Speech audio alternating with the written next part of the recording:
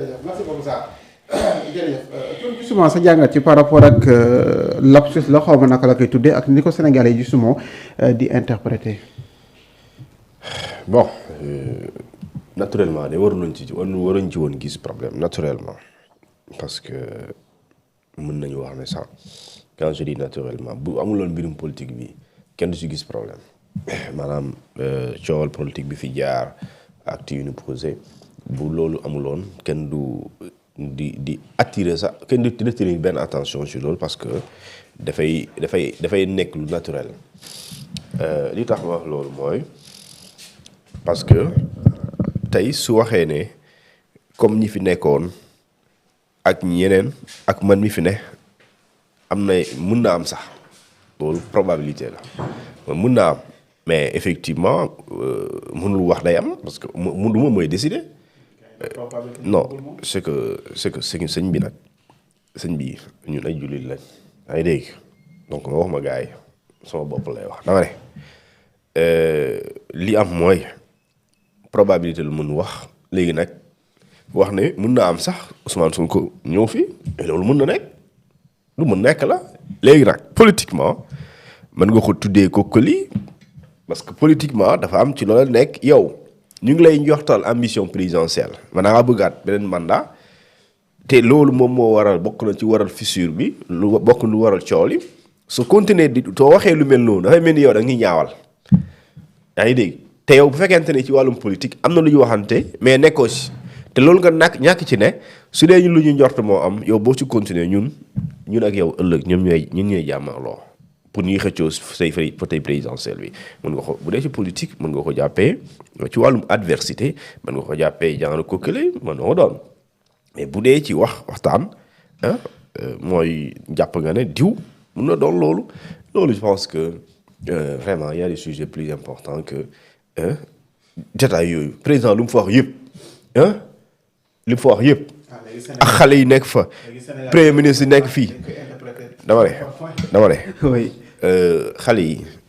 yaa ne pupille de la nation ñooñu dañoo nekk victime ñenn ñi seen waajur dañoo am problème ñenn ñi seen waajur dañoo décédé xale yooyu nation bi rek lañ am askanu Sénégal république bu Sénégal rek lañ am pour mu dimbale leen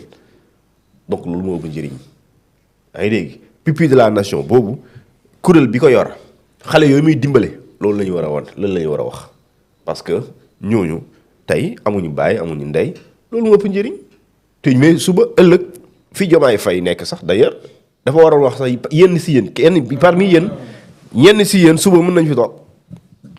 parce que république bi dina leen jàppale ba ëllëg ngeen mën a tekki si réew mi comme ñi nga xamante seen baay ay millions lañ leen jox yaa ngi dégg loolu moo war a nekk débat bi donc li am solo mooy dëgg bi mooy buy def comparaison wala di rappeler donc mun na politiquement bon parce que mën na ko ba gisee neneen mais Diomaye moom vraiment man du tax Sénégal yi léegi ba léegi ñu ngi si ay Diomaye dañoo tooñ dañoo trahi dañoo bett man de sama live ku ma bett ku ma trahi ñi defoon dara defuloo ko benn yoon laa koy wax parrainage lu ci des dama koy jëf su ma jàppee ne mënatuñu ànd damay jël sama yoonu bopp amul temps des yu nekk di répété li may def mooy damay jël sama yoonu bopp lépp li tax ma yegg fi ma doon dem te ñu doon ànd ma gis na yow dematuloo banaa la te danaa def tout pour am ko loo teg na ci table bi ñu joué ko. boo koy bàyyi détail laa du ma détail ak yow parce que du ma détail ak yow ci wàllum politique Sonko kilifa Diomaye la non man je parle pas de Sonko je parle de Pastef ci wàllum politique Sonko kilifa Diomaye la par exemple. ban kii bu Pastef bu nekk ci bureau politique moo toog. lan. koo xam ne yor na non li ma bëgg a wax mooy ça loolu li ma bëgg a wax mooy depuis le 8 ba début ba avant le 8 depuis le 8 novembre ba le 28 le kañ lañ defoon journée des martyrs. entre boobu entre le un mois d'ailleurs un mois le 8 décembre le 8 novembre 7 décembre diggante boobu on a vu toute la pluie des communiqués donc loolu vraiment du débat gis nañ loolu communiqué yi bëri loolu laa ne maintenant que xam nañu ku ne sa position te ki am na ki ma envoyé vidéo am kooku xam nga fu mu féetee ku ne kon ku ne am na fu mu féetee léegi ku ne na joué boppam rek ñu joué léegi ku ëppalee ku dàq play nga gagné. léegi loolu moo ko solo léegi comme ça ni détails yi jaru ko quoi parce que politiquement man xam naa vraiment li ñuy tuddee ay ku nekk dem na sa yoon loolu jamaay weesu na loolu. jamaay weesu na loolu de jamaay weesu na ko te ñu ànd ak jamaay weesu nañ ko dégg nga waa ji ne yàlla décidé woon kii waa séeréer kii mbokkam yi waxoon nañ ne day nekk président waaw. mbokk mi waxoon nañ ne nekk président kooku moom dépassé na mu ngi bëgg a wax ne yow lii nga am xolal yàlla moo la ko def certes yàlla moo la ko def mais du ay nit ay. moom kay génn na ci yàlla. waaw mais loolu léegi nag loolu léegi c'est une ingratitude politique mais après il l'assume c'est une ingratitude politique ñàkk maanaam reconnaître li ñu la defal démb ci wàllum politique loolu la mais moom il assume que loolu garaawul et loolu sans le rôle de Sonko doo ko doon parce que yàlla daf ko neex. mu bëgg nga doon président Sénégal waaye mu jaaree ko ci nit ay nit yooyu jaaree ko ci nit mu fal la léegi loolu da nga koy nier mais quand même il faut qu'on arrête même yàlla bu lay may alal mosoo dem rek nga xëy nit nga yow sa néeg am ay milliards amul da lay booleeg nit nga liggéeyal ko wala mu may la marché état jox la marché wala nga dem saa ngeen sekk dara business loolu la yàlla di def mais doo dem nga jékki-jékki rek sa néeg ay milliards amul ci àdduna bi ça n'existe pas kon li ngay am dafa am ci koy yàlla daaneel ci nit da ngay reconnaître nit kooku. mais politiquement man daal vraiment léegi nag ñooñu di def loolu ñooñu vraiment ci tànk yu ne nekk mooy ñun jomaay la ñuy àndal jomaay lu mu teg la ñuy àndal te suba man je n'exclus pas ñu am ambition présidentielle te plus que ñuy avancer plus que mbir yi di gën a leer parce que le Sonko quand il dit par exemple. damay réorganiser parti Pastef 1 million de militants actifs 1 million de citoyens également actifs et identifiés clairement mais loolu c'est une manière de nga dem ci élection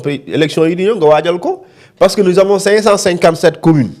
46 départements et dans les 557 communes maires yi boo leen dajalee ñi ci ëpp bokkuñu Pastef ñi ci ëpp ñu ngi woon ci nguur bi daanu et nguur googu daanu nelawul de jamono jii may wax ak yow jamono jii tey le 16 xaw ma 17 ñu ngi installé ce qu'on appelle les secrétariats exécutifs départementaux maanaam département yi may wax 46 yëpp ñu ngi fay installé ay cellules dans tout le département sans exception et c'est valable dans toutes les communes et je te parle des 557 départements kii communes plutôt waaw léegi non dama la bëgg a wax rek maanaam organiser dañoo nekk ci réorganisation parce que aussi dafa nekk ci réorganisation xam nga jamono ji li ñu nar a dal mooy li daroon Sénégal 2024 moo nar a dal Sénégal on parle de Macky Sall et Sonko jamono bii ci kanam tuuti on parlera de Macky Sall de Sonko et de Diomaye politiquement trio bi la ñuy wax léegi nag ñooñu la ñuy waxtaane et su boobaa Macky Sall est en train de préparer le terrain ndax day amal du am loolu beneen débat la mais terewul mairie yi moom nga xamante ne moom moo fa gagné moo fa ëpp doole 2027 ku nekk yaa ngi wàcc Sonko mu ngi fexe ba mairie yi ëpp mu téye leen te Diomaye bu dee am na ambition présidentielle 2029 dina ci dugal loxoom dina fexe ba mairie aussi mu am ci lu bëri te Macky Sall mii nga xamante ne moom aussi ñu ànd ak moom ñoom ñoo téye mairie je pense que dañuy taxaw di seetaan pour ñàkk ko. même bu dee dañuy ñàkk dinañ essayer conserver ko donc Macky Sall ñi ànd ak moom dañuy nekk dans une démarche de reconquête du pouvoir local Sonko am na si ñu mu am ñi mu am mel ni Birame Souleye Diop par exemple maire la am na ñeneen ñoo xam ne ay maire la waaye boo non quand je dis maire mooy par le passé ki ko remplacé aussi Pastef la bokk non waaw loolu foofu lay waxee ça toi aussi voilà foofu lay waxee. léegi nag su boobaa kooku am na comme ku nekk Saint-Louis que le fële comment il s'appelle encore Ziguinchor xam nga ñooñu am nga leen waaye léegi nooy fexee ba mu toogaat wala sa ñoñ toog léegi nag su boobaa loolu mooy doon les enjeux donc Sonko il se bat pour installer ses hommes ou ses femmes au sein des mairies mais Diomaye si elle a une ambition présidentielle il fera la même chose et Macky Sall aussi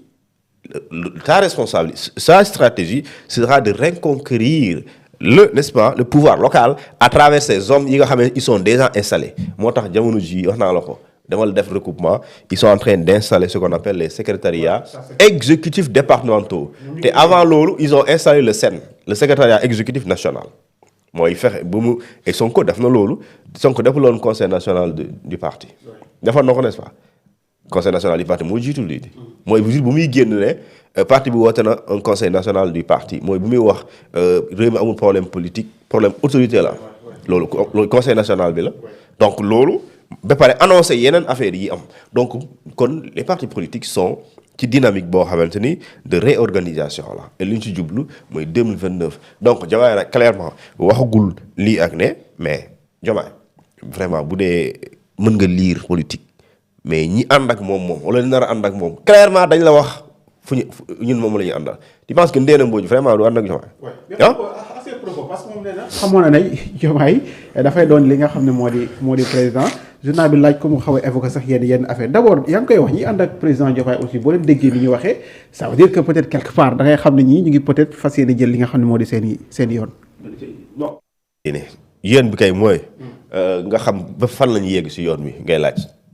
mais jël seen yoon bu doon vraiment Diomaye li ñuy njort wala léegi amatu njort maanaam mais Diomaye kay sëñ bi. yoon bi xam coow bi jeex xam nga fan la waroon jeex bu doon Diomaye nekkul ci dara bu doon nekkul ci wàllum politique wala bëggul def politique mooy jour bi mu waxee ne te communiqué bi mu génnee mu signé ko Mimi Touré nekk ci communiqué boobu sénégalais yu bëri man bokk naa ci toog naa un jour 24 heures gëmuma ne dëgg la sérieusement wallahi parce que pour man politiquement Diomaye mënul def loolu mais léegi su dem mën na ko def politiquement ñu dem ba 2 mois presque 1 mois communiqué boobu ba léegi weesu nañu dëgg la lii am mooy ki ñu fa tabb sax moom mooy dajaloo di recevoir li mu turee 1 mois déggoo mu wax mais 1 mois mu ngi recevoir. waaw 1 mois déggoo ko quand je dis muy wax déggoo mu tontu dara ci coalition bi gisoo ko ci benn yoon ci activité politique muy dem ci biir coalition bi mais tu penses que dafay toog di seetaan mais dafa am lu ñu ko sant ci loolu la nekk et su paree dina am communication dina am stratégie bu ñu teg. ndax dina réussir wala du réussir waaye dinañ wax ak Sénégalais yi c'est la preuve gis nga ñuy bind communiqué ndànk-ndànk quand il y a une décision de l'État dañuy bind vulgariser ko. ndax waaw di gisoo tiraillement guerre de communiqué diggante wàññi nañ gaz bi et cetera ko ni xëccoo ginnaaw jërëjëf Ousmane Sonko ñoom ñu ne déedéet ñun jërëjëf Diomaye donc coalition boobu bu taxawee loolu mooy doon liggéeyam te loolu dina ci taxaw léegi nag beneen bi mooy loolu warul bett Pastef te parce que warul am mbetteel ci kanam tuuti boo amee mbetteel moom loolu man vraiment daf may jaaxal. mbetteel bi mooy sëñ bi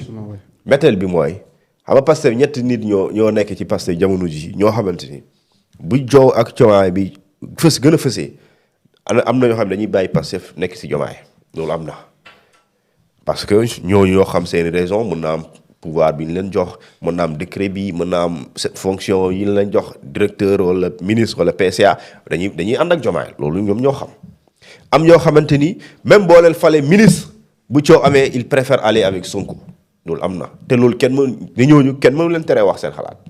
mais am na ñoo xamante ni aussi ñooñu catégorie bu troisième bi ñooñu seen yoon nekkul ci poste ñoom li leen intéressé mooy Sonko focus point soo ànd ak Sonko yow la ñuy àndal soo àndul ak moom ñu nekkuñ ci calcul politicien parce que séntuwuñ ci yow même bu ñuy séntoo ñun xaaruñ nga jox ñu ay poste de responsabilité dans ce cas léegi na su boobaa tu penses que dans le gouvernement on peut avoir un gouvernement boo xamante ni dafay liggéeyal ak adversaire am politiquement sur le terrain politique ci yow mën na nekk loolu xalaat nga ko c'est comme ñu ne 2 milliards pour le chef de l'opposition du am Sénégal un président de la République du mës a daganal une loi boo xamante ne dañuy jox le chef de l'opposition bi am statut bi ñu jox ko 2 milliards après mu wër Sénégal kan moo koy def un président qui va financer sa chute maanaam nga jël 2 milliards jox ko chef de l'opposition mu wër Sénégal da lay daaneel da ngay ñàkk nguur gi loolu loi boobu xaw ma Macky Sall moo ko proposé woon day rafet na lool waaye démocratie lañ bëgg a taaral mais du am Diomaye dina jël 2 milliards jox ko opposant bi ko nar a daaneel pour ne ko waaw wëral réew mi après nga def say activité pour daaneel ma loolu lay tekki loolu benn président du ko def kon naka noonu aussi gëmuma un président nga nekk ci nguur ñi la wër ñu nekk say adversaire politique sur le terrain politique soo leen demee yéenay jogante Diomaye bu décidé am ambition politique lu bëri est-ce que xam nga dina am changement yu bëri ci gouvernement bi su boobaa même ci direction yi même ci ministère yi dina am changement c'est mënoo comprendre un président di liggéeyal ak ñoo xamante ni ñoom politiquement ay adversaire lan du ko nangu te moo leen nommé loolu du ko nangu et su boobaa foofu ngay gisee ñii dañuy ànd ak Diomaye affiché clairement seen position ñii nga gis ñoo xamante ni seen yoon nekku suñu dàqale noonu ñu téye leen. waaw.